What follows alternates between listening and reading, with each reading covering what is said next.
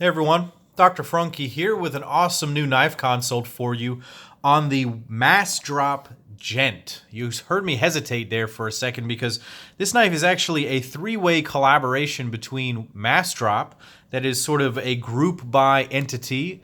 There you can see their logo on the blade. So they are the people who own the sort of intellectual property here.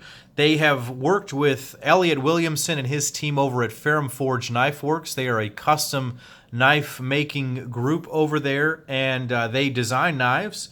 And they sent a design together over to Knives, the Chinese manufacturing company, to build a production line of Ferrum Forge designed knives that are now being sold via the Massdrop.com website.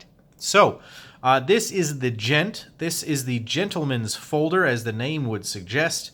And there are two other knives in the lineup as it stands right now. There is the Falcon, which is a much smaller knife, and then there is the Crux, which is a slightly bigger knife.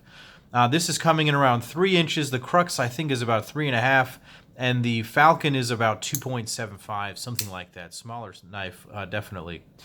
This one is a liner lock with G10 overlays, but it does keep the same S35VN titanium handle and overall excellent quality theme going on for a very reasonable price point.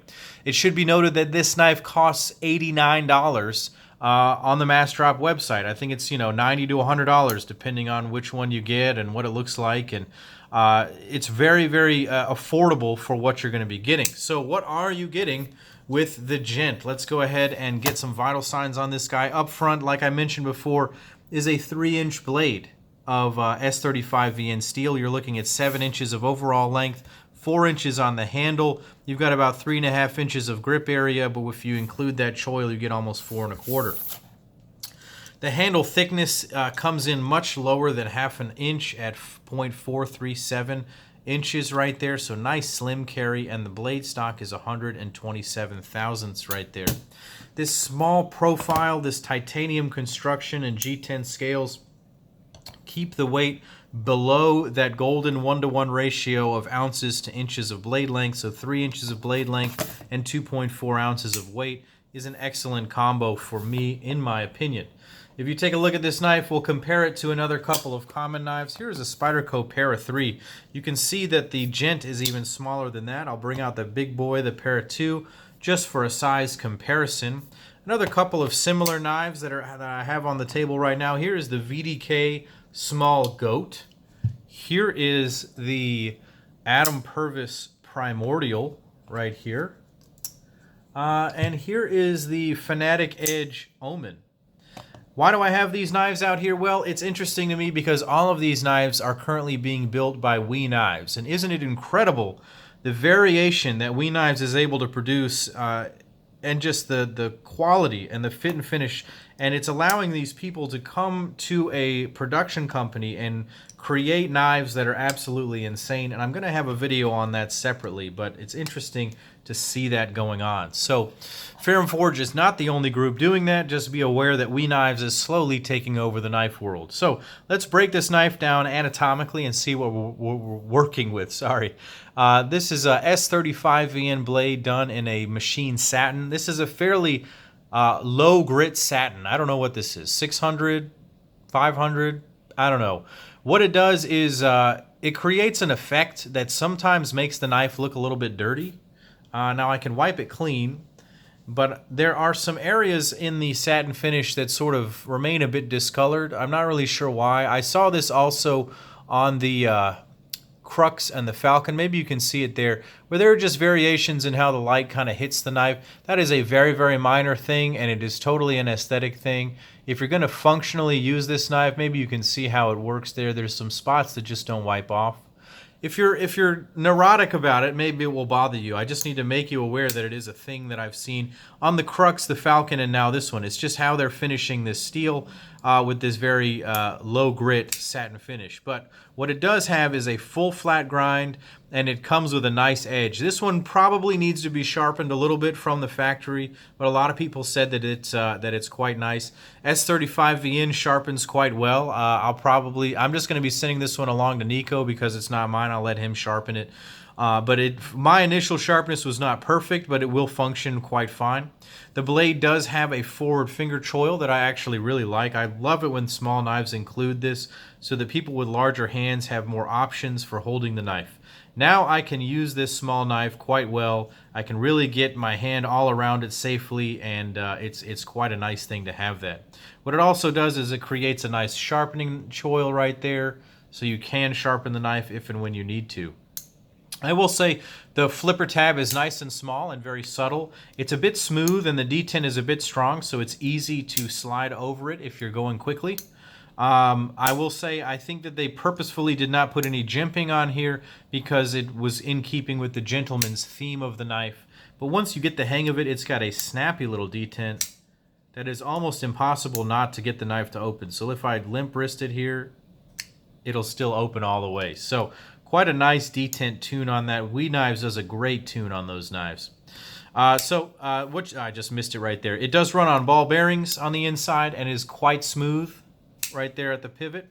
Moving back to the handles, it's 6AL4V titanium. There is not a steel lock bar insert, but there is a ceramic detent ball. There is no lock stick. Even though there's no interface, steel interface, there is no lock stick at all. There's no blade play. Very, very solid lockup. I'm going to get fingerprints all over the knife now. It has G10 overlays that look quite nice. They're very simple and thin and flat, but they do the work. A little bit of finish work detail here as well. There's a bit of some inconsistency in sort of how the G10 is finished. Up here, you get the sort of the look of the G10, that sort of the waves in there, and then over here it's kind of blah. I'm not sure what that means exactly. It's similar on the back. It's just a little bit of an inconsistency in the finish work. That, combined with the sort of inconsistencies in the finish work of the blade, are a very small nuisance to me, only because I notice these kinds of things, because that's what I'm doing here for you guys. Simple construction with a standoff. This would be easy to maintain. These are very small screws. I think these are T6s. I would have liked to see them in bigger hardware, just because T6 strips very easily. This deep carry clip works quite well. I carried this a couple of times. Because it's so lightweight, this is great in things like athletic shorts. But I worry about the sort of durability of this clip. Anytime I've seen a thin clip like this, it hasn't lasted for a very long time. So I worry about the longevity of this clip, even though I appreciate the deep carry nature of it. I also appreciate that this is going to slide easily in and out of the pocket over this G10 scale right here.